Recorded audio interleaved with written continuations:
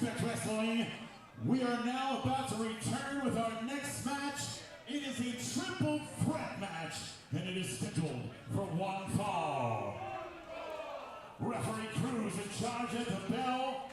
Introducing first in our triple threat showcase.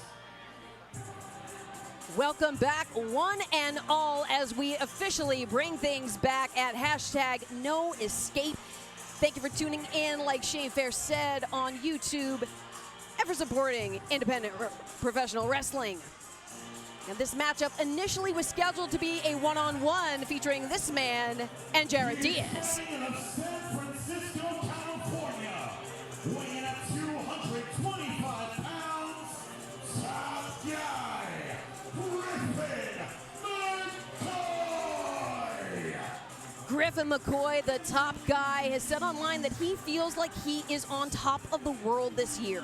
He got married, he's expecting his first child, he did his third tour of Europe with WXW in September, and a success here at Respect Wrestling would just be the cherry on top of an incredible year for the top guy.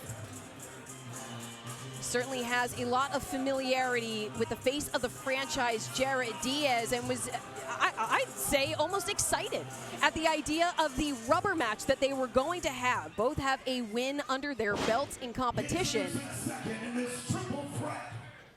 As we know, cards are subject to change. The complexion of this match changed from a one-on-one into a three-way bout.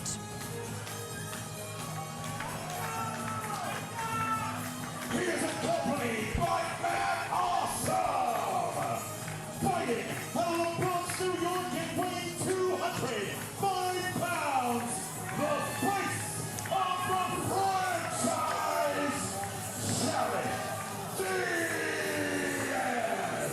At Respect, Jarett Diaz competed alongside Matt Awesome, who flanked him to ringside today. They ran that four-corner tag team match, and though unsuccessful, Jarett Diaz told me ahead of this match that he feels even more in his wheelhouse as a singles competitor. Welcome back to the broadcast. Cheyenne Ortiz, what are your thoughts on the matter? I've been watching Jarett Diaz since basically his debut year in roughly 2019, struck by the pandemic like many of us. And Jarett Diaz, albeit evolving in his style and his look, honestly is still within himself. I don't think he's transcended out of his own nuances to get key victories at key moments.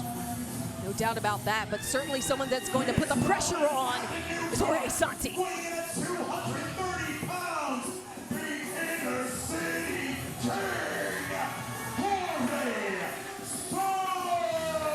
Santi. Maybe making his Respect Wrestling debut, but he's called the King because, as he said online, he's that damn good. A coach at Battle Club, a staple of the New York scene. Jorge Santi, now part of this bout here at Respect Wrestling. He said he knows he'll be sharing the ring with two heavy hitters, but he's been doing this a very, very long time. Jorge Santi is in fact the deciding factor of this three-way. What he does and does not do is going to determine the outcome of the other two competitors. And as the bell sounds, whoa.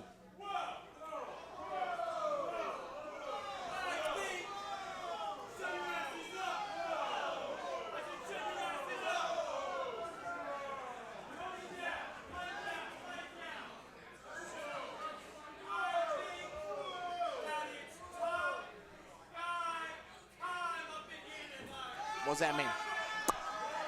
It means time revolves on Griffin McCoy. And all eyes are on him, all attention's on him. Time moves at his discretion. What does that mean? Well, that means make the most of every opportunity. Okay. Calling for time out. Kind of not doing that right now. Ref Cruz. Wait a second. Confused, much like myself. Up. Well, now, shoulders are down. From the Bob Backlund Bridge to the headlock. Shoulder block. Rapid attacks here by all three parties involved. Little crisscross applesauce. Quick reversal from InnerCity King. All constituents moving at a rapid pace. Deep arm drag blocked. And Diaz, the former Bodega boy, It's exactly how you had said, Cheyenne. Jorge Santi really being a critical factor in this matchup. Yeah. Of how these I mean, Jarett Diaz and Griffin McCoy, their styles, they're so well acquainted. It's a very different factor with the fact that we have Jorge Santi here. Trips up the legs from underneath McCoy, allowing the opportunity for Jarett Diaz to capitalize. The veteran savvy of Santi in play. Now, Jarett Diaz had even said ahead of this matchup, he has beaten both of these men in the past, and he'll do it again. He had that QB1 press conference, but it's not looking good. The face of the franchise was in some peril there before that pinfall broken up. And top guy in control, but for only a window of opportunity that Jarett Diaz leaps through. Diaz had said he was really chomping at the bit. Whoa, quick power slam into that cover, hooks the leg. Nothing doing. Cradle cover there, Alyssa, but not clamping the hands. I think that was the deciding factor. I want us to go on the record and say Diaz could have gotten a 3. Very well could have, but close but no cigar. As now wriggles out of that. Oh, thumb to the eye. Effective. And Santi now going for something else effective, a sleeper hold, and a thumb to the eye. Yeah, not the most above board technique, but it's working for McCoy. If it's gonna keep his watch on top guy time.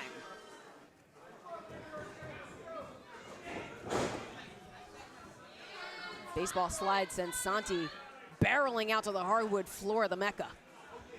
And top guy dominates the corner with a chop. Yeah, just unfurling. Oh! Another chop right to the chest of Jarett Diaz.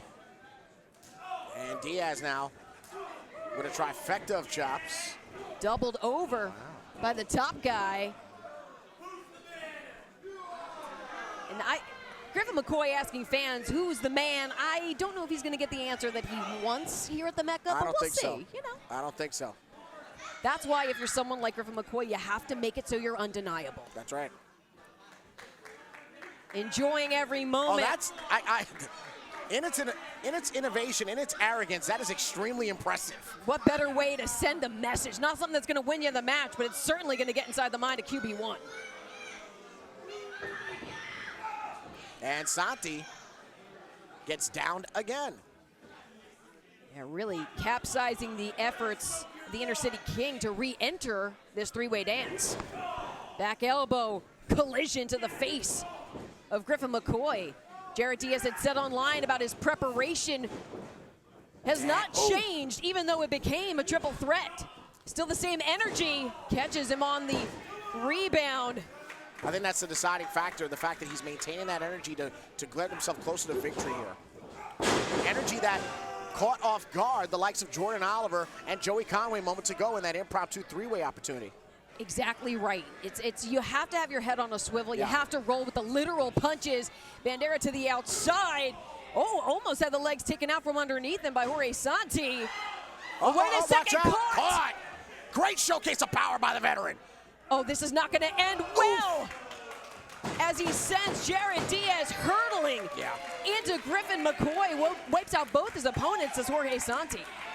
How impressive would it be for Jorge Santi to come into this matchup as a late addition to the card and scoop up a victory? Yeah.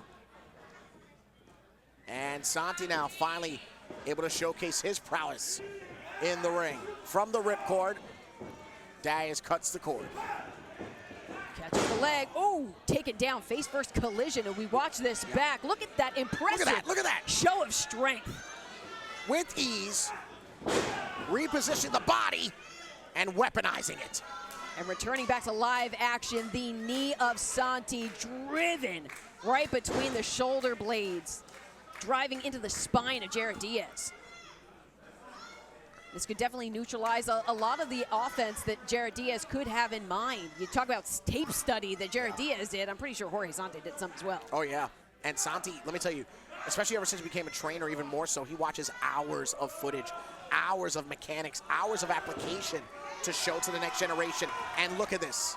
Only a veteran would apply the surfboard hold with some precision. Watch out, because it's about to be tough. Rope time! The top guy off the top rope and into to solidify his status. No. Jarett Diaz, wait a Follow second. with a cover. That is someone that is opportunistic, if ever there was one. Taking a pinfall wherever he can. And that is the face only a domestic partner could love. Is now back to the waistlock. No, half Nelson. Perhaps a modified dragon suplex. The cradle killer also it's called.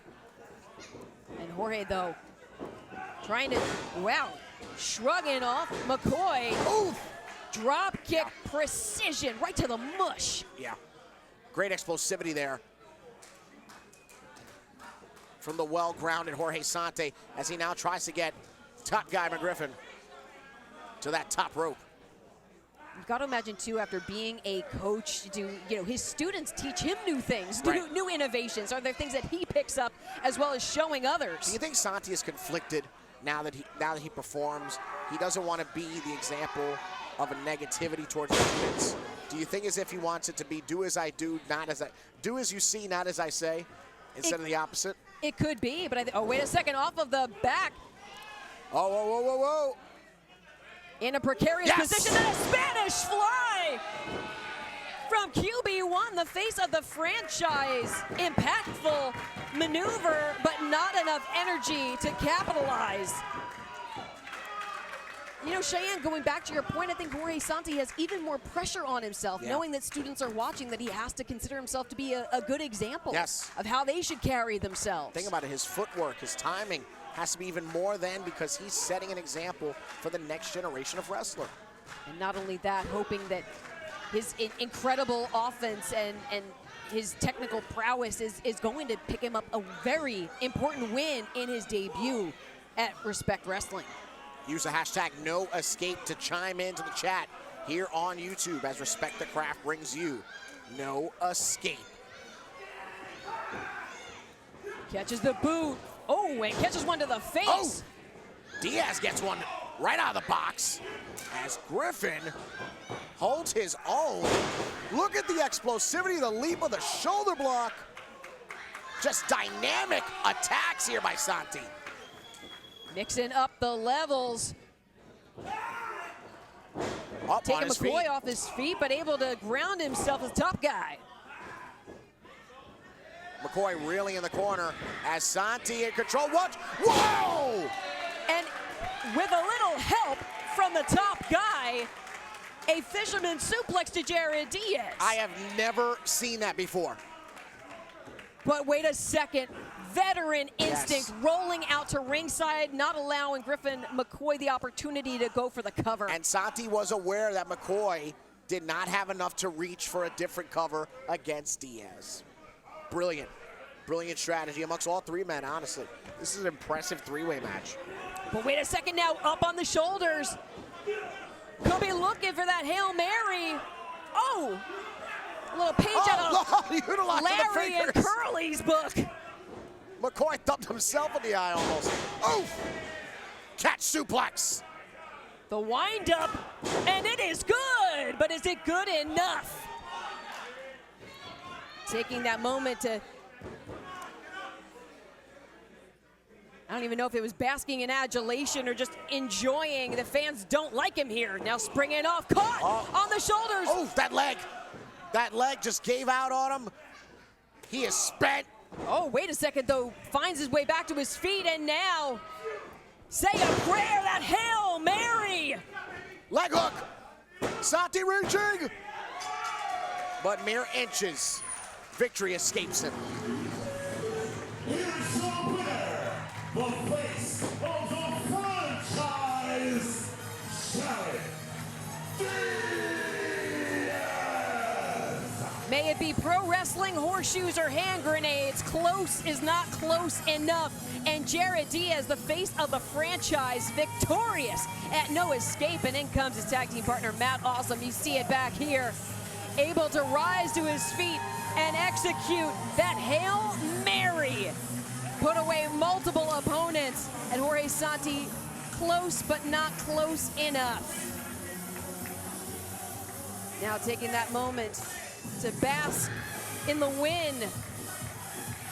Gotta wonder, come January 31st, what does the future hold for Jarett Right. Diaz? Make some noise for the Uptown Boys! Jarett Diaz, congratulations on that win tonight. Now I have to ask, what's next for you? Thank you for asking. Look, you can't talk about the future without talking about the past. Exactly. Had I beaten Griffin McCoy before? W. Had I beaten Jorge Santi before? W. But had I beaten them in the same night? That just happened. That's That did another just W. happen. And I don't really concern myself with what they want, what's next for me, but whether I'm in tag team competition with Matt Awesome and the Uptown Boys, whether I am in singles competition as the face of the franchise, I am absolutely ready to represent Respect Wrestling because I am QB1.